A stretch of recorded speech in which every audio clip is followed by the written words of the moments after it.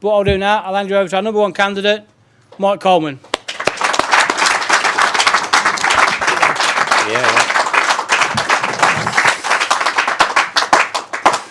Hello everybody, thank you for having me here today. It's an honour to be amongst you, speaking here in Coventry. First of all, I'll touch on the West Midlands MEP. I'm number one candidate. I'm honoured to do that because doing that, I'll be doing what I've always wanted to do all my life, and that is to try to break what's going on in politics in this country, and it's the politics of destruction of my nation. And that's my driver, that's my motor inside my heart. I want to stop that, confront it and beat it down, and the best way I know how to do that is by being a member of the BNP, standing for the BNP and promoting the BNP's policies. So it's absolutely great. And I think, despite all of the gloom, that we might win it because of this leaflet. And we've been putting this leaflet out in Stoke-on-Trent. I think we've distributed copies around the room, and it's successful. And the feedback that we're getting back off the leaflet is that the support levels for the party are still very high.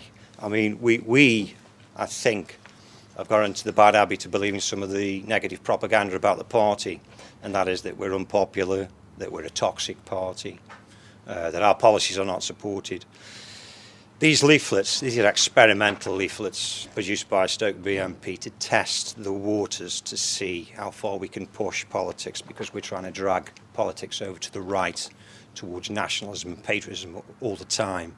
We do this as a tester, not necessarily to get elected in an election, but as a tester to see what the reaction will be from the people on various housing estates in Stoke-on-Trent.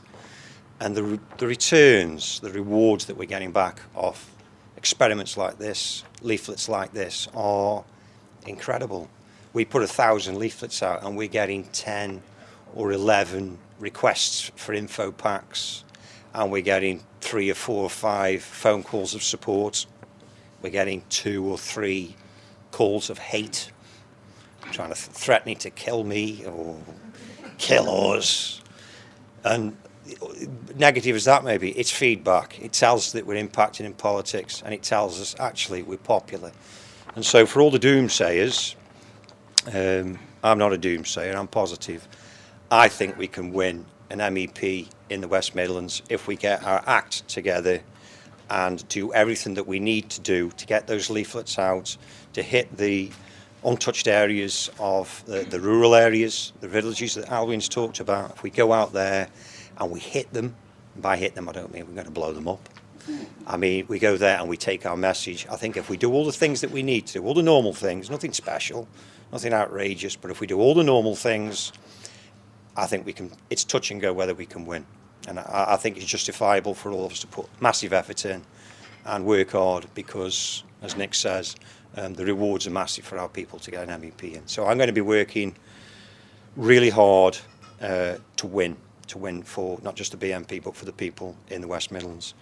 The main thing I want to talk about today, my little speech, and I won't speak for long because time's getting on and I know you want to get off.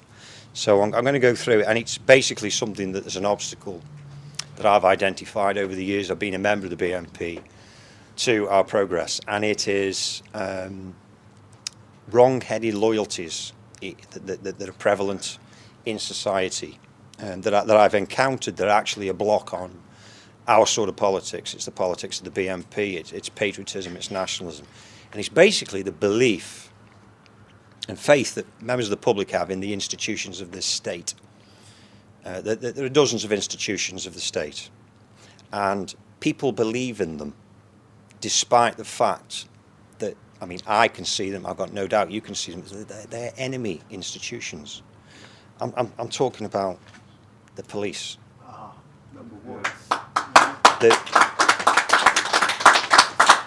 Members of the community have unlimited levels of faith in the police. They think the police are a force for good and are a force for justice. And I've learnt in Stoke-on-Trent, by observing the police very, very closely, that actually that doesn't necessarily ring true.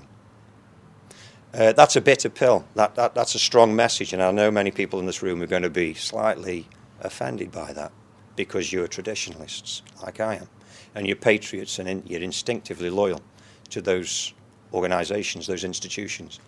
And so what I'm about to say is going to rankle you. It is not going to please you. It is nevertheless important that I speak in these ways, because those loyalties to what I consider to be traitor institutions of this state need to be smashed. They need to be exposed, and that will open the door to the politics that I know we need to move to if we're going to save our nation. Friend of mine, I've known him for a long, long time. He's a very elderly gentleman, 25 years in the army. He's a member of the BNP. He's been a member for a long time, 10 years or more, that I know too. And I go to visit him every now and again, and there's a man who, in every other aspect, believes exactly what we believe in. He believes in nation, he believes in our race, believes in our way of life, he's a devout Christian. And I go to visit him every now and again, and we discuss things. And here is a man who will not accept my argument that the news items that the Daily Mail put forth are rubbish and are full of lies and deception.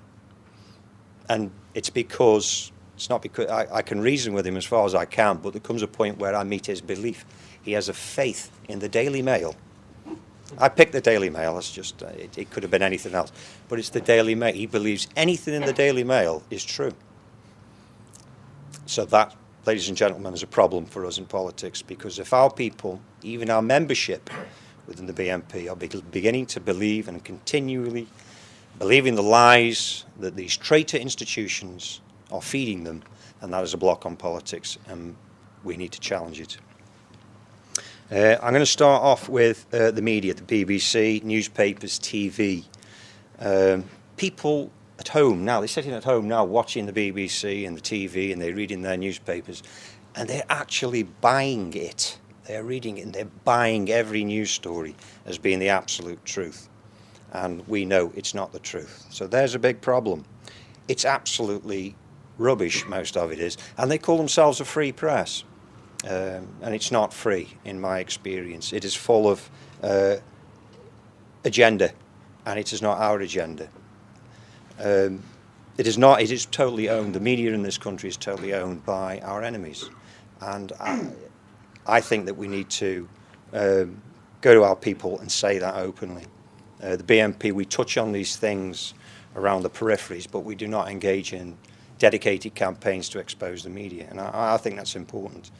And if I'm elected as an MEP, I can damn well guarantee you I'll be using that platform from a position that I can attack those institutions, not just the European Union itself, which I consider to be an enemy of the British people, the British nation, British sovereignty, but I'll be attacking British institutions as well. We've got the BBC that is keen on portraying race attacks upon foreigners, and yet it deliberately ignores attacks upon our people. In Stoke-on-Trent, we've had Keith Brown, one of our members, who was murdered by his Asian neighbour, and that was reported once in the media. It wasn't reported nationally until Nick Griffin got involved, which was great. But he was murdered, and his murderer got 3 years in prison. He's out now. And it's things like that that we need to move on and expose as being unjust.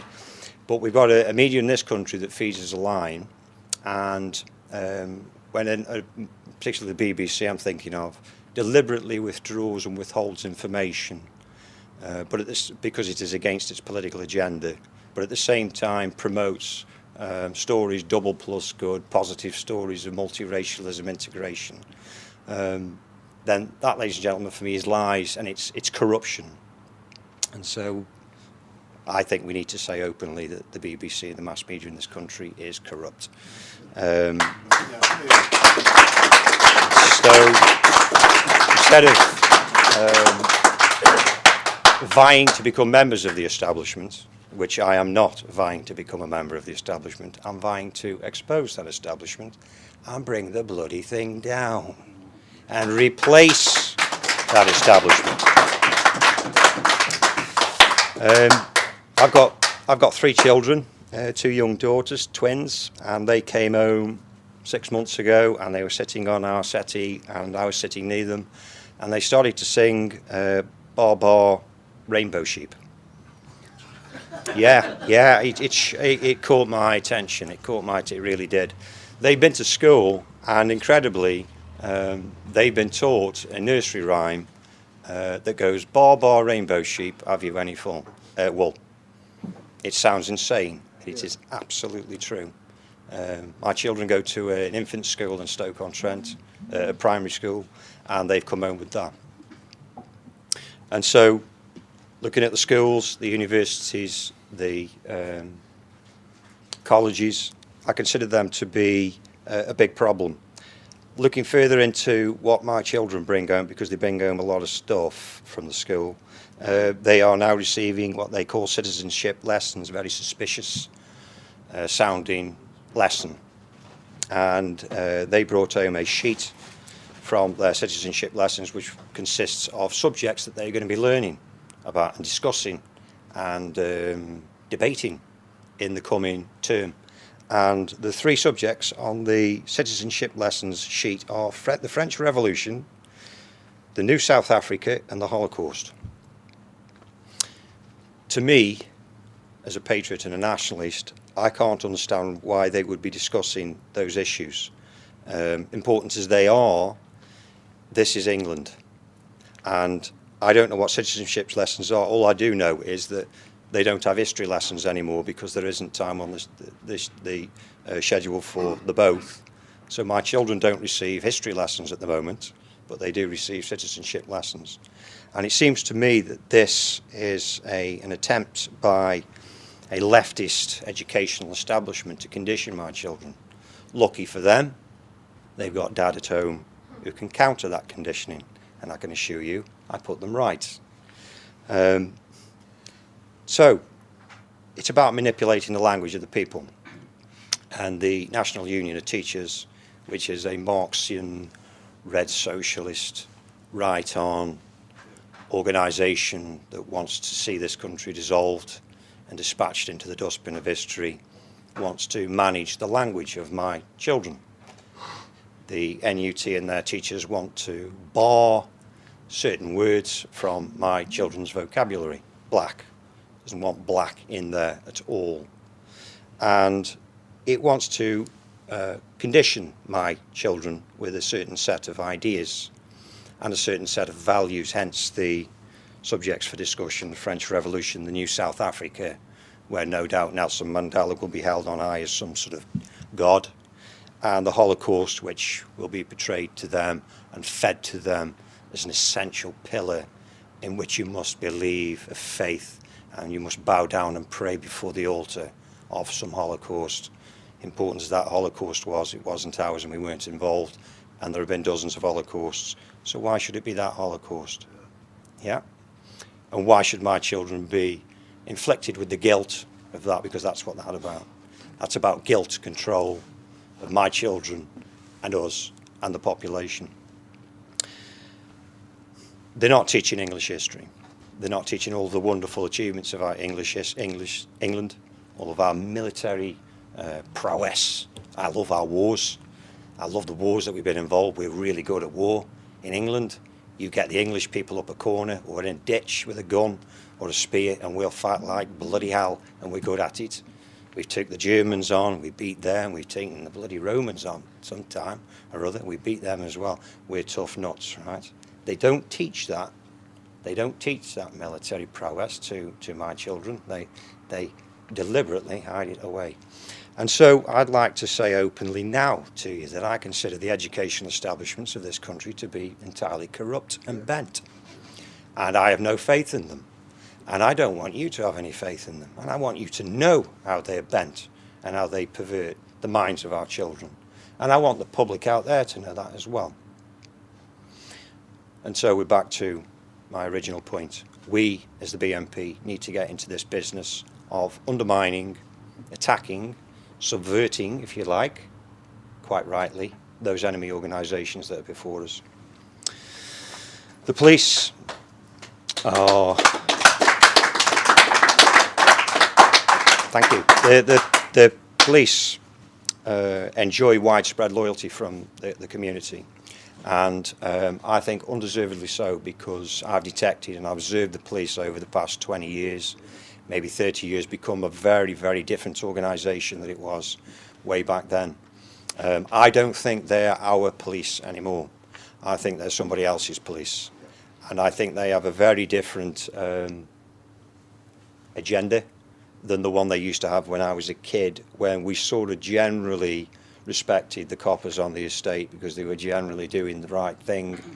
Nowadays, all I see the police doing is tearing through the estate with the bells and going off and the lights going off, and they're not really involved in my community in the way they used to be. Although there is a growing distrust of the police. I don't know if you've detected that, maybe you have. I consider the police to be one of ours, the BNP's sort of bigger enemies. Yeah, that's the word I was looking for. I personally become the subject for what I consider to be a political persecution of the police, resulting in my prosecution up in Stoke-on-Trent. I've been prosecuted for racially aggravated harassment. Many of you came to my trial, which I frankly enjoyed. I enjoy that sort of thing, and it was all about me posting a comment on a blog of mine where I used the word, the forbidden word I used the word, and that is a forbidden word in this vocabulary, let alone is very, very banned. But that's the nature of the police. And I'm not really happy with the police, because for 15 years they've been turning a blind eye to some very, very serious crimes that have been committed in this country, in Stoke-on-Trent and the West Midlands, and that is basically the raping of young English girls by foreigners. And this has been known to have been going on for 15 years, probably longer. And any organisation of whatever origin that can do that isn't one that I would consider to be justice, in the terms of justice, valuable. And that's the police for you, because when I was a councillor, I've had it out with police commanders, screaming stand-up arguments with police commanders, telling them that this was going on in our community, and them coming back with me with no crime, no case, no evidence, not our agenda, not our business. I've also confronted members of the educational establishment on the same issue. Teachers, ed teachers, nurses, school nurses who know that young girls are being raped. Yeah, they knew all those years ago, and they turned a blind eye to it. So, ladies and gentlemen, the police are not worthy of that 100% loyalty that they are receiving from some members of the community. They really aren't. They're implicated in those crimes. If you turn a blind eye to a crime, then I feel you're implicated in it. And the police, who rely on us to do the right thing at the right time, turn a blind eye to that. And so my loyalty to the police, my faith in the police, is not 100%. It's down here, around maybe 10%. I can trust them to maybe arrest a few drug dealers and throw them off the estate. I can do that. But the political things, the political issues where we needed an independent, reliable, trustworthy police force, no, I don't trust them. Not that way. Moving along, time's passing. The banks. I'm not a great fan of the banks. I think they've been fleecing the British people out of their money for about 300 years, maybe more than that, since Cromwell. And I've had enough. I don't trust those high street banks. I think they're a bunch of mafioso scoundrels who have been ripping this country off for too long. In Stoke-on-Trent, we've seen them. We've seen their true colours. The mask slipped in Stoke-on-Trent. We've seen the true face of those banks, because there's a city that's received peanuts in investment for the last 30 years. The last time we saw any investment was in the 70s, when we used to have a pottery industry, steel industry and a coal industry. That when Thatcher came in, she took all of that away. She brought in the banks and the laissez-faire politics. Remember all of that? They called it privatisation. Actually, globalism is what it really was. And the upshot of all of that is we lose all of our industry. It all goes east, right? And so that's what the banks are for me, and I don't trust them. They are mafioso. They are not welcome. Their deal is bad for the people. We get nothing back off them. They're still not investing in Stoke-on-Trent. You know what? They never will invest in Stoke-on-Trent because there is a cheaper, faster, more reliable buck to be made in Vietnam and South Korea than there is in Stoke-on-Trent. Stoke-on-Trent's a hard nut, and the entire West Midlands, including Coventry, is a hard nut. It's going to require a plan of action, an economic plan that these banks haven't the time for, they haven't the mind for, they haven't the heart for, they haven't the loyalties for. And so under these banks, these Zionist banks that are based in New York, we've got an annex in London, but it's based in New York. We will never see a recovery, an economic recovery in this country, because they do not believe in the national interest of Britain. They don't believe in Britain. They believe in debt. They believe in debt control. And they will never invest in Britain because they don't want to see a strong economic Britain. They don't want that. So they will always deny us that. And so I don't believe in the banks at all. In fact, I'm a non-believer. In fact, I'd like to see them move to one side and a new bank brought in, a British People's Bank. We in the BNP, in our manifesto, it outlines such an organisation, a bank owned by the people, that would be a useful bank. It wouldn't be ripping us off for interest rates that are unsupportable, and it would be investing heavily in our country. It would embrace the concept of national interest and the fact that we need to go out there and make things right for the common people of these islands, not just for the bankers in the southeast, but for people like you and me, your daughters and your sons and your granddaughters and grandsons. That is what I want. That's the patriotic economics of the BNP, and it's what I passionately believe in. And if elected as an MEP, by gum, I'm going to be pushing that one hard, because I think the banks are vulnerable. I think it's the elephant in the room. Nothing's been done. The banks do nothing. The banks offer us nothing. The deal is bad. And I think it's just there. The door's wide open. Let's walk through it and let's expose these banks for what they are. Just a bunch of scoundrels who are ripping us off and making us poor.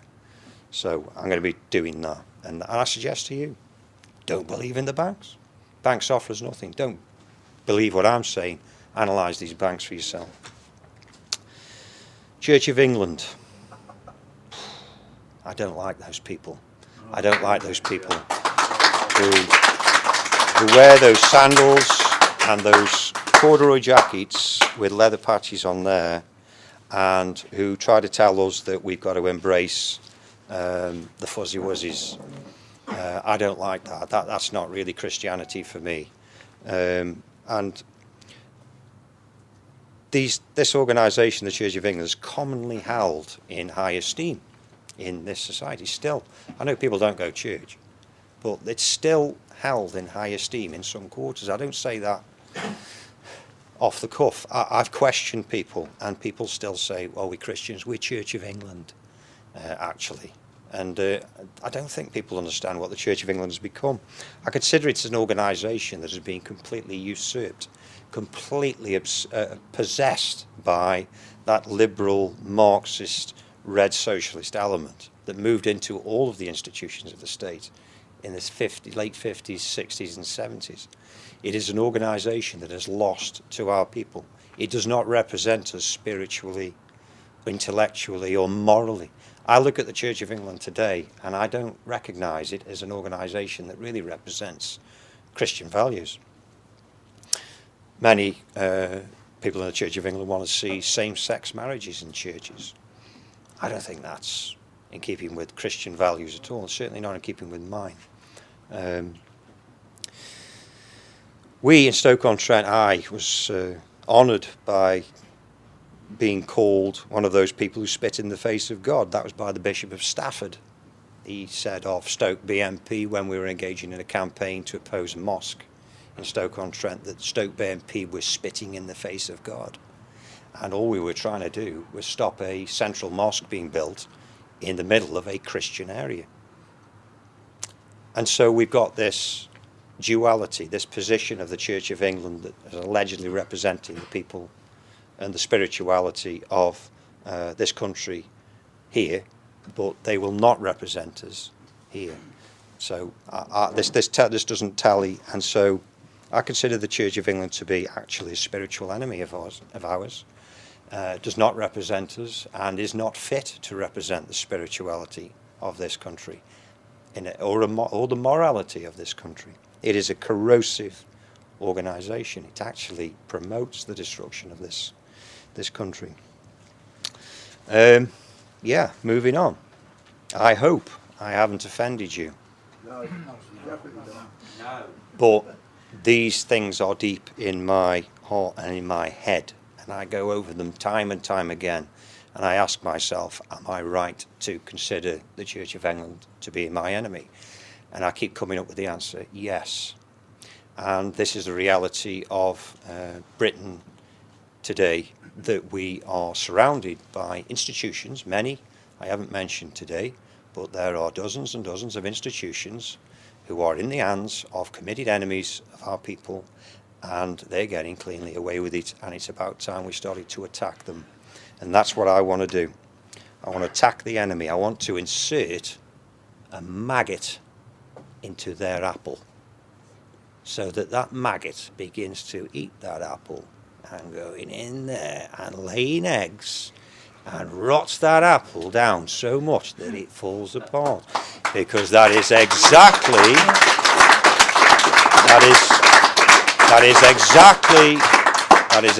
the process that was done to us 70 or 80 years ago when the right on red socialists moved into our institutions. That was their long march. Our long march is to insert that maggot and is to challenge and stand proud and stand firm and expose those people and those filthy, dirty institutions all around us. It's not going to be easy because of the loyalties of the people, the general population of this country, who are traditionalists at their heart and who will stand by some of these institutions through thick and thin, and who maybe don't think maybe as deeply as we do. It's not going to be easy, but we're going to do it anyway. I am. We're doing it in Stoke-on-Trent. We're doing it there, and I'm finding it's successful. People aren't as daft as maybe we think, or maybe our enemies hope they are. Some people see that, and it's the ring of truth, and they say it's right. There is one institution in this country that is great, actually, and one that I absolutely, totally believe in. And I've got no doubt you believe in it as well. It's the prototype, revolutionary, new British institution, and it's absolutely bloody wonderful, and I love it, and I love being a member of it because it's the BNP, right? And our enemies,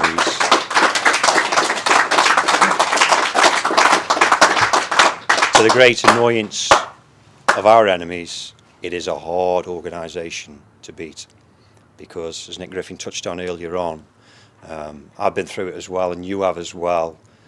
We have weathered a storm that any other organisation in this country could not weather and would not weather, and it is because we've got the faith and we're hard nuts. Many of us are working class, and if you knock us down, you know what, we just get back up and we carry on fighting, we come back harder. And that's why we are a successful organisation. We engage in extremely high profile campaigns, and they're successful. Our Halal campaign in Stoke-on-Trent has done us the world of good.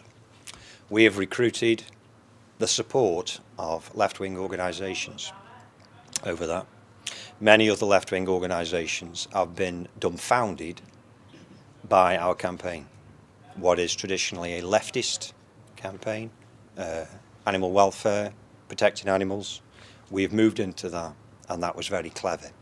That's really flummoxed them. They don't know how to deal with that.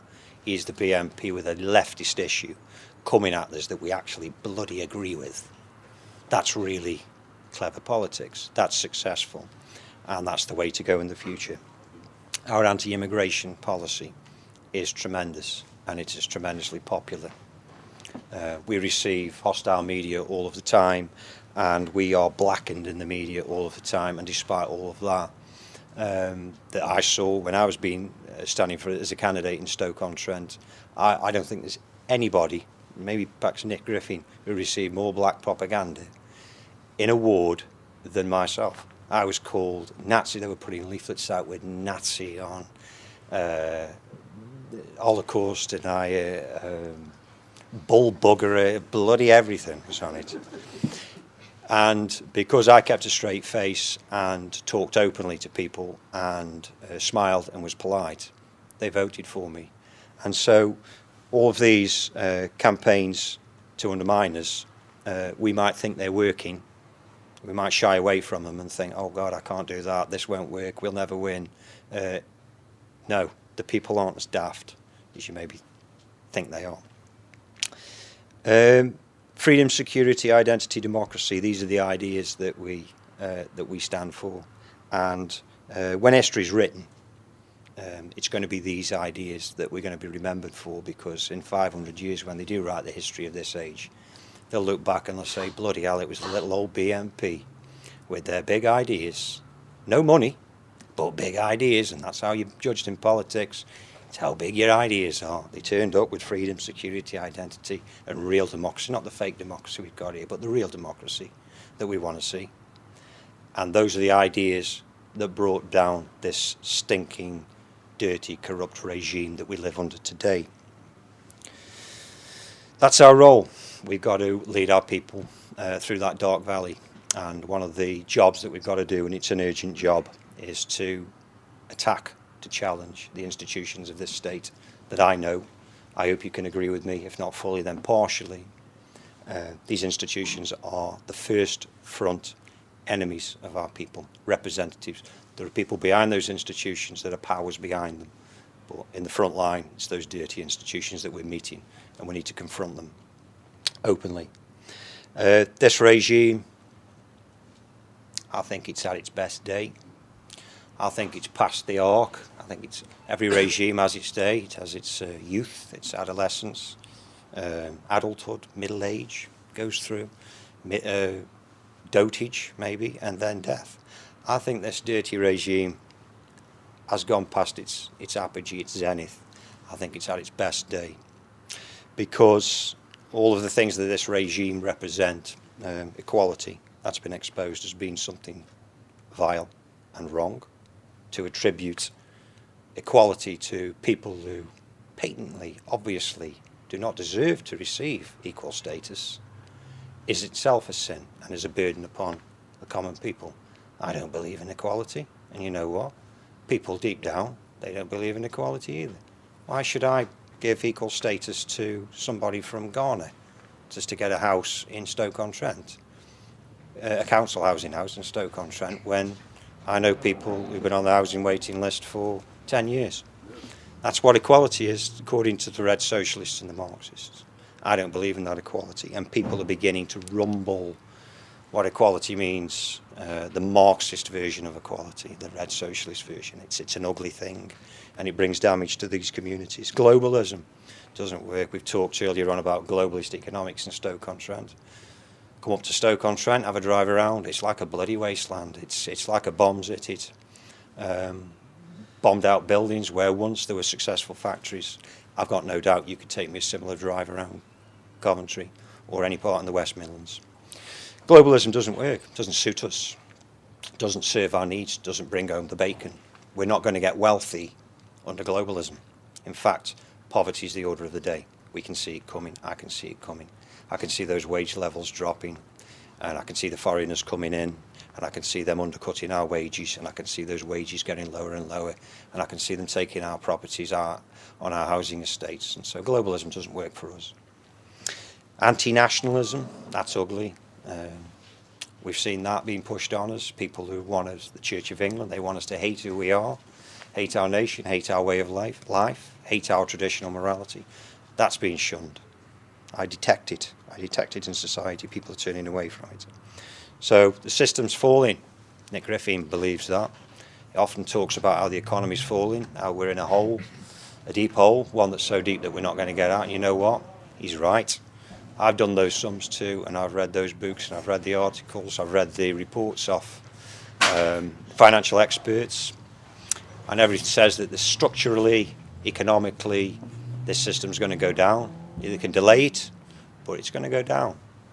And so it's at its best day. Finally, please excuse these, my memory's poor, I need them.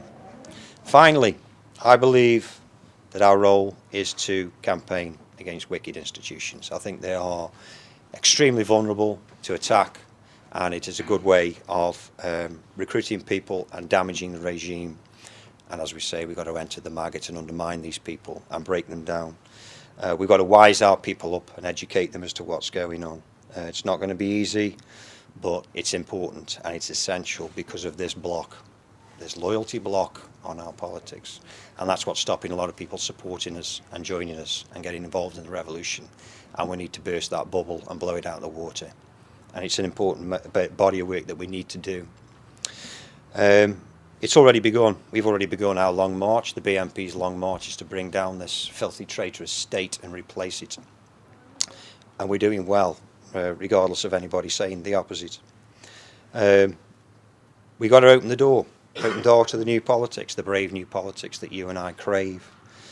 Politics that will see the liberating of the British people, free them from their current problems. It's only by doing that that we're going to create the new Britain that we need and a future for our children. I passionately believe that, and wherever we've taken on the institutions in Stoke-on-Trent, we've tried all this before. We're running experiments in parallel in Stoke-on-Trent all the time. We're a well-established group and we can do this, and we do it. And we talk about it in our discussion groups. And wherever we take on the establishment, we have some big impact. And the more we try in that, and the more time passes, and the more structural failures are coming about, and the crisis in faith in this regime and this society, the more easy it is and the more successful we are. And so I can only encourage you all to work hard, work together, stand together and bring this bloody dirty state down. Thank you.